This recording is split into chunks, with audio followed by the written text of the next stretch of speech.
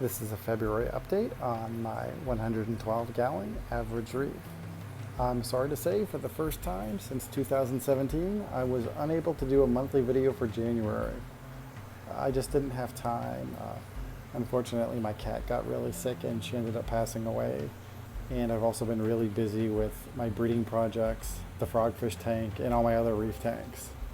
I also really tore into this tank and haven't actually finished yet, so I was hoping to get that done, but probably not for a little while yet, so now's a good time to shoot a video to see how things are looking. I've really changed this area here. I've also changed the far end over here. And I've actually removed a decent amount of corals in addition to adding some. Overall, I'm still quite happy with how the tank looks, but I am hoping that this year will be the last year of this tank, so there's probably not too many more major renovations coming, other than when I start looking at emptying out the tank, but that's not going to be anytime soon, probably closer towards the end of the year. So I really cut up my cabbage coral. I took out probably 70% of it. There's just a piece over here and a piece over here. Really, I just had trouble fragging it. It was one big giant piece, and I forgot how tough the little skeleton parts of them are, so I cut up my hand pretty good. On the plus side though, you can now see the bright green one, which I've had for a couple of years, and it's really not grown at all, mostly because it's been completely under this colony.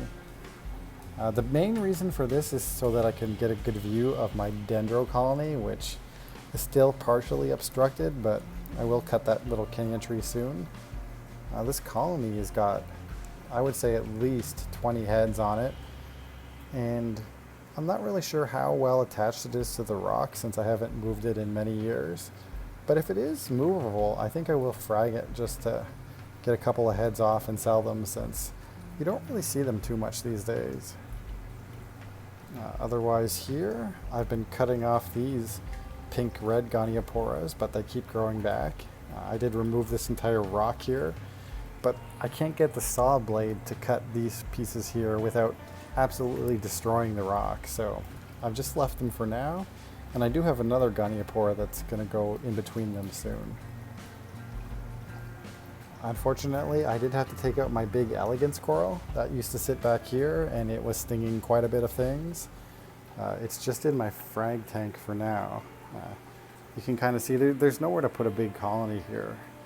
And by opening it up, I can actually see things like this rainbow chalice and all these various polyps here.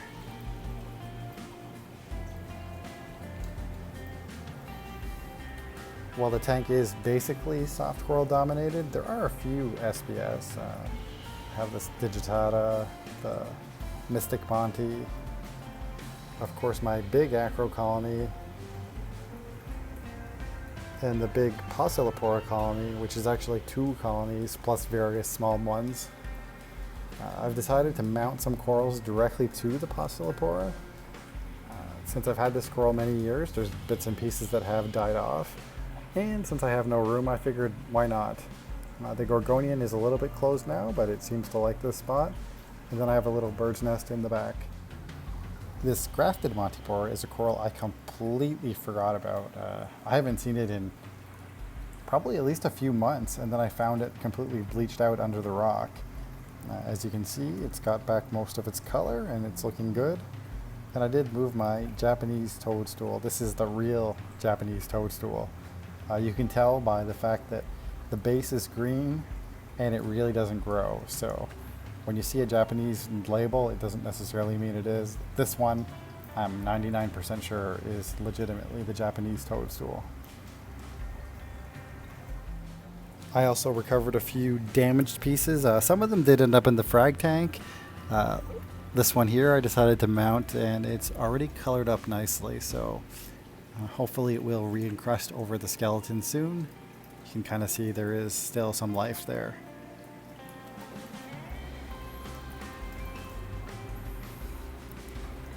Well, I did remove a bit.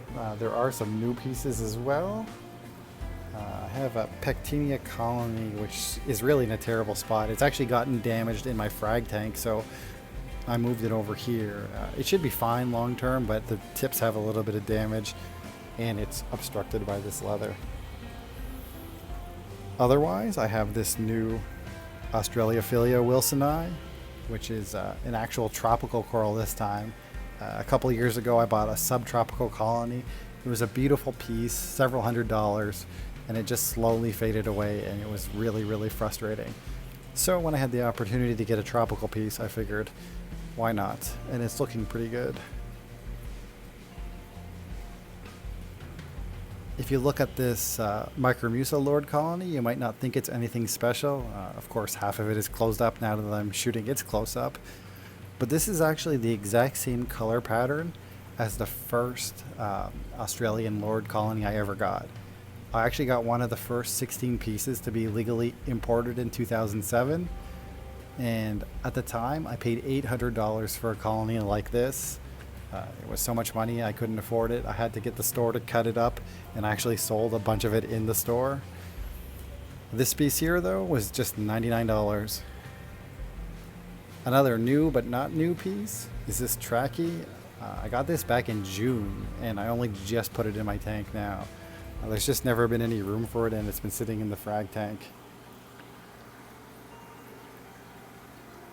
So overall, I'm quite happy with how the reef is looking. It still needs a little bit of cleanup. There's a few other minor things. I unfortunately knocked this Hollywood stunner and broke off a bit of it, but the way it's growing, it's getting towards the front glass, so it kind of needs to be trimmed. I haven't trimmed the big leather, but you know, I might have to, especially the part covering the pectinia.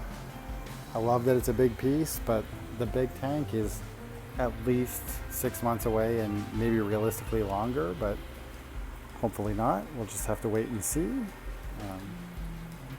Definitely don't plan on missing any more update videos. I know not a ton of people watch them, but I always like to go back and look at the progress my tank has made over the years. If you have any questions or constructive criticism, feel free to leave them and I will reply to you in the comments. Thanks for watching. Happy reefing.